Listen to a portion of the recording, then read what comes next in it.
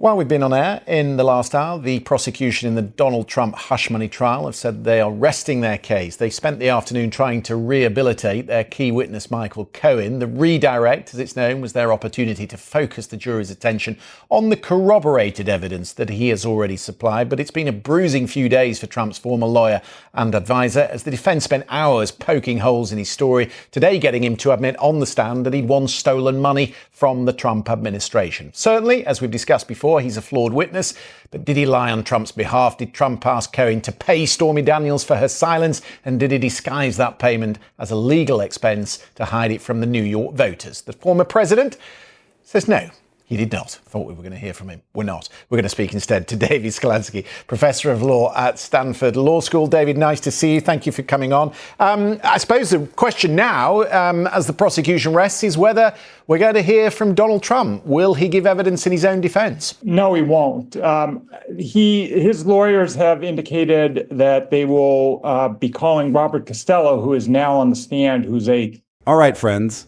Welcome back to Dr. John podcast family. During Trump's New York hush money trial, a federal judge cleared the entire courtroom after Trump's own defense witness completely imploded, causing chaos so extreme that even the press was ejected. The moment captured the collapse of Trump's legal strategy in real time, with nobody seeing it coming. Here is what really gets me about this whole situation. Trump's legal team brought in this witness. This was supposed to be their big play, their star witness, their secret weapon. The whole goal was to completely discredit Michael Cohen, who is basically the prosecution's golden ticket, their main witness, the guy who knows everything. And instead of helping Trump like he was supposed to do, this witness created such an ugly scene that the judge had to literally clear the entire room and give him a serious lecture about respecting the court. Come on, right? That is absolutely wild. Lawyer who served as an intermediary between the Trump camp and Michael Cohen. They've also indicated that they may call a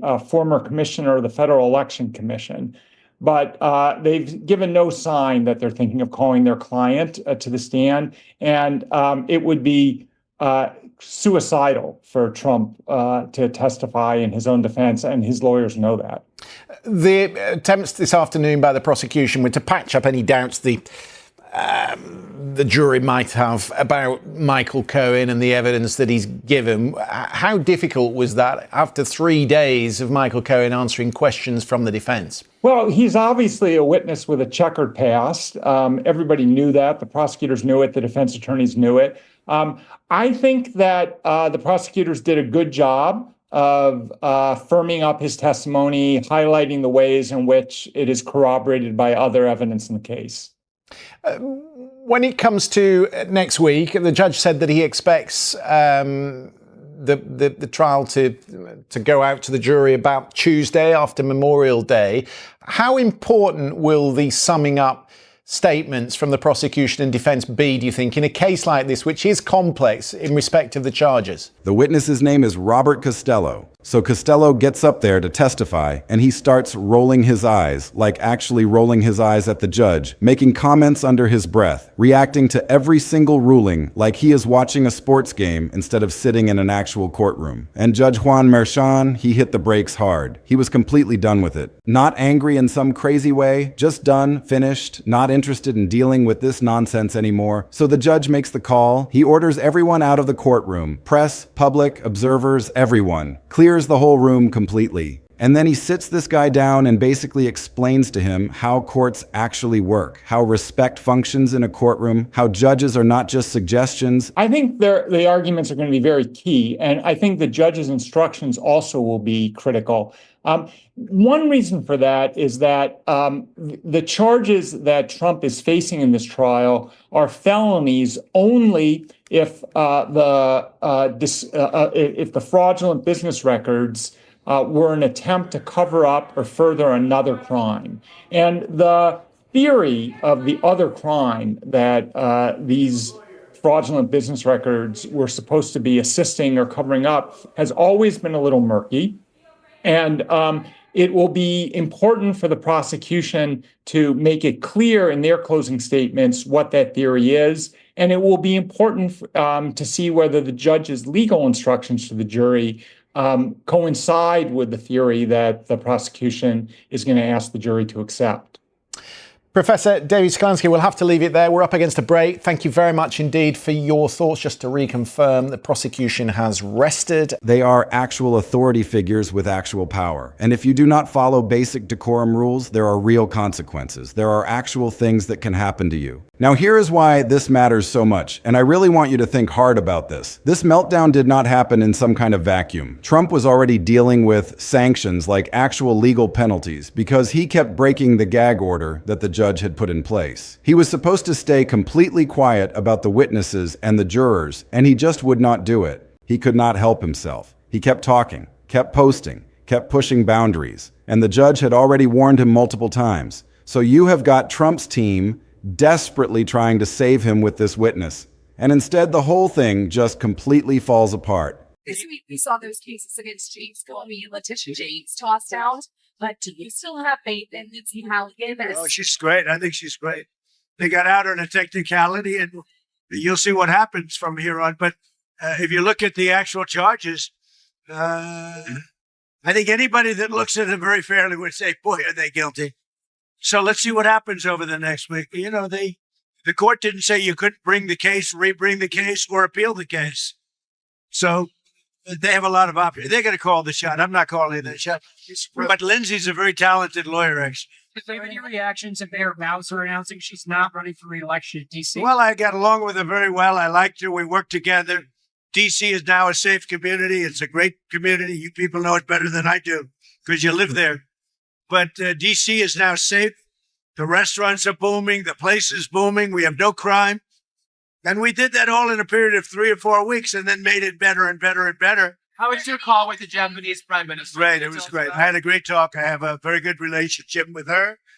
I also had a very good talk with President Xi of China. The irony here is almost too painful to watch. This is supposed to be Trump's big chance to fight back. His opportunity to prove that the case against him is weak, to show that Michael Cohen cannot be trusted, that the whole thing is unfair and rigged. And then his own side just combusts, just explodes in front of everyone. Can you imagine being in Trump's position? You are sitting there in the courtroom. Your lawyer brought in this guy specifically to help you, to help your defense. And he is making faces at the judge. He is rolling his eyes. He is creating this whole chaotic scene that is making your team look like it is falling apart. Let me paint a picture for you so you can really visualize what happened. The courtroom is tense. Everyone is on edge. Costello is up there testifying. And I think that part of the world is doing fine. Can you tell us about the content of your talks?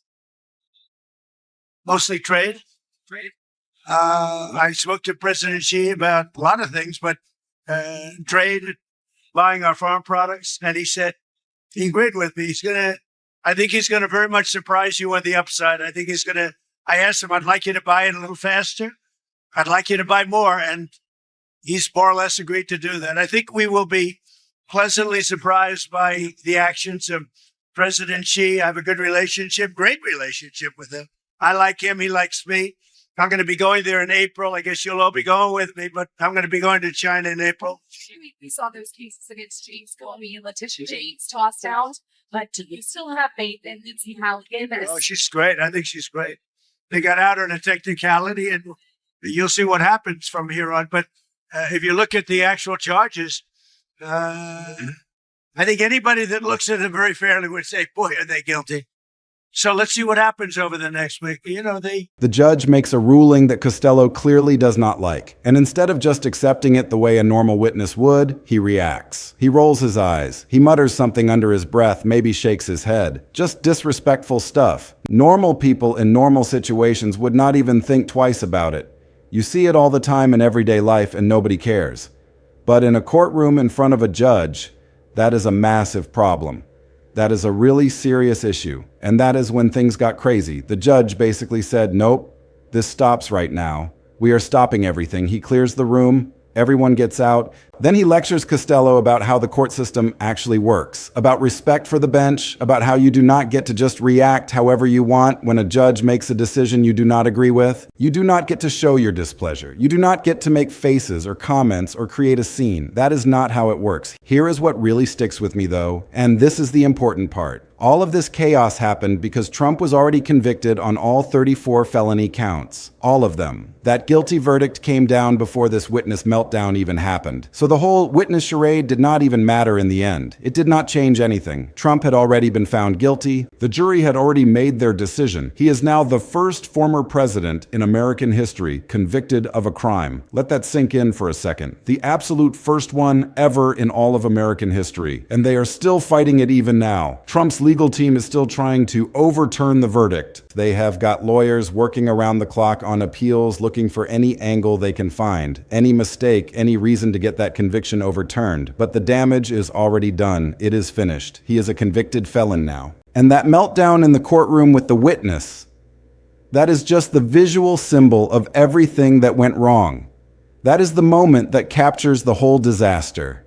What really gets under my skin about this whole thing is that it is so perfectly on brand for Trump. Like if you were trying to create a scene that captures his entire presidency and everything that has come after, you could not do better than this moment. A judge telling his own witness to have some basic respect. The press and the public literally kicked out of the courtroom because the situation got so ugly and out of control. A man who fought the court system at every single turn, lost completely, and is now a convicted felon trying to convince people he should still be in power. It is almost poetic in how perfectly it captures everything. This is not just courtroom drama that you watch and then forget about. No, this is serious stuff. This is politics. This is democracy in action. This is what happens when someone decides the rules do not apply to them and then they get smacked down by the actual system. Hard. Really hard. Let's actually break down what happened here because there is a lot of layers to this situation. And I think most people are missing the really important stuff that explains why this matters so much. There is a lot of context you need to understand. First, let's talk about Michael Cohen. You really need to understand who this guy is and why he matters so much to this entire case. Cohen was Trump's personal lawyer for many years, like years and years. He knew everything about Trump's business dealings. He knew about his personal life. He knew everything. And at some point, Cohen made a major decision. He cooperated with the government. He became a witness against his former boss. Now, from Trump's perspective and his legal team's perspective, Cohen's credibility is absolutely everything in this case. If Cohen can be destroyed as a witness, if the jury decides he is just a liar who cannot be trusted, then the whole prosecution case kind of falls apart because so much of what the government built their case on depends on what Cohen says. Cohen's testimony is huge. So Trump's legal team really needed to discredit him completely. They needed to make him look like he is just a bitter, vengeful guy who cannot be trusted, someone who is using the trial to get revenge on Trump. That is where Robert Costello comes into the picture. And this is important. Costello is actually Cohen's former lawyer. Yeah, you heard that right. Cohen's own former lawyer. So Costello was supposed to get up there and basically say, look, Cohen lied to me. Cohen told me things that completely contradict what he is saying in this trial right now. Cohen is fundamentally untrustworthy.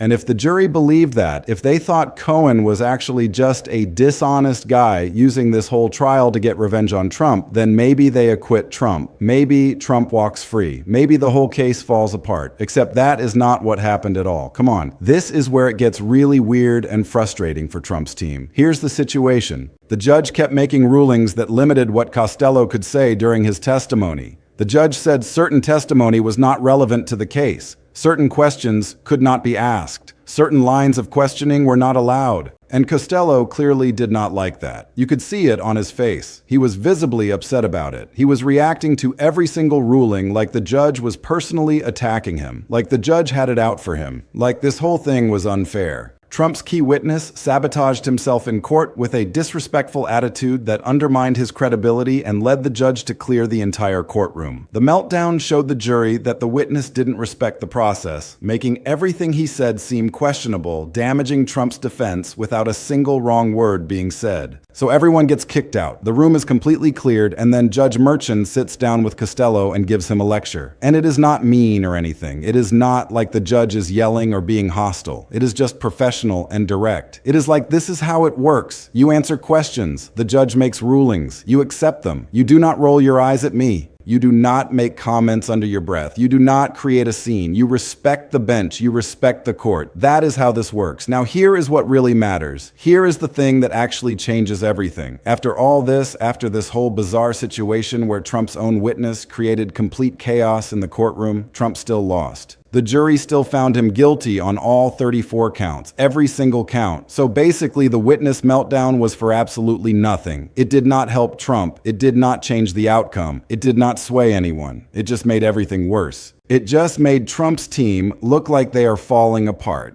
And I think that tells you everything you need to know about this entire trial. Trump came in thinking he could fight his way out of it, thinking his lawyers were smart enough and prepared enough, thinking his witnesses were solid and his strategy was good. And it just did not work. None of it worked. The system did not break for him. The rules did not change. The judge did not just let him do whatever he wanted. The jury did not cave. The whole thing held firm, because here's the thing about the gag order situation that is really important to understand. Trump had already been breaking that gag order for weeks, maybe months. The judge told him very clearly, do not talk about the witnesses. Do not talk about the jurors. Do not make public statements about any of this. Stay quiet.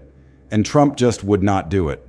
He could not help himself. He would go out on social media or talk to reporters and just complain about Cohen, about the judge, about everyone involved. And the judge was like, okay, this stops right now. You are being fined. You are getting sanctions. You are facing consequences. So by the time Costello is melting down in the courtroom, Trump has already been in trouble multiple times. He has already been warned repeatedly. He is already facing real consequences and penalties. And then his own witness creates this whole new scene, this whole new problem. It is like everything is just falling apart at the same time. Everything is collapsing at once. Some people look at this and they see chaos. And yeah, it absolutely is chaos, but it is also something else. It is democracy working. It is a system that says no matter who you are, no matter how powerful you are, no matter how many resources you have or how many lawyers you can hire, if you break the law, there are consequences. You cannot buy your way out. You cannot talk your way out. You cannot just ignore the judge and expect everything to be fine. The system holds. And the thing that really sticks with people, the thing that normal Americans see when they look at this whole trial, is that Trump tried to beat the system, and the system won. The system held firm. The rules mattered. The judge mattered. The jury mattered. And in the end, all of that added up to a guilty verdict on all counts. Trump lost, completely lost. That is actually huge when you think about it. That is the foundation of what America is supposed to be, that nobody is above the law, that the court system is separate and equal and actually has real power, that you cannot just brush off judges or ignore juries or act like the rules do not apply to you. That is what the system is supposed to do, and it did it. So when Trump is sitting there convicted on 34 felony counts, and his own team is desperately trying to appeal, and his witnesses are having meltdowns in court, it kind of puts the whole thing in perspective. This guy who thought he could bend everything to his will, who thought he could control everything, who thought the rules did not apply to him, he could not. He failed.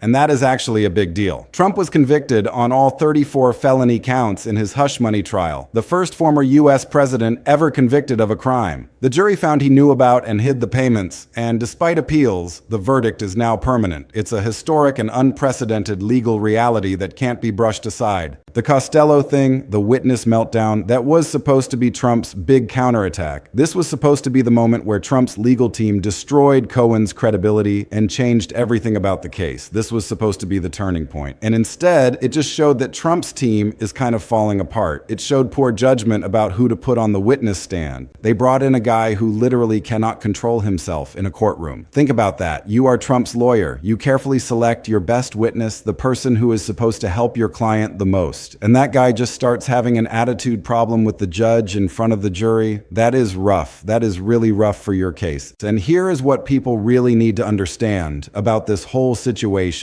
This is not just about one trial. This is not just about New York and this one conviction. Trump has got legal problems everywhere. He has got civil cases pending. He has got other criminal cases that might be coming. He has got gag orders that he keeps breaking. He has got judges telling him to stop doing things and him doing them anyway. It is a pattern. This is his pattern. This is how he operates. So the question becomes, why does this matter to you? Why should you care about all of this? Well, think about it this way. We are talking about someone who broke the law, someone who was convicted by a jury of his peers, someone who is now officially a convicted felon. And he is still trying to stay in power. He is still trying to fight the system. He is still acting like the rules do not apply to him. That is the part that gets to people. That is the part that makes swing voters and independents and normal Americans Americans just really concerned about what is happening. It raises a serious question in people's minds. If someone is willing to break the law and hide things from the public, if someone is willing to fight the court system and disrespect judges, if someone is willing to break gag orders and face sanctions, what else is he willing to do? What are his limits? What will he not do? The imagery of this courtroom meltdown is also really powerful and memorable. You have got a judge, an actual authority figure in a courtroom, having to literally clear the entire room because things have gotten so chaotic and out of control. You have got a witness who cannot even control his own behavior and reactions. You have got a whole situation that is just falling apart.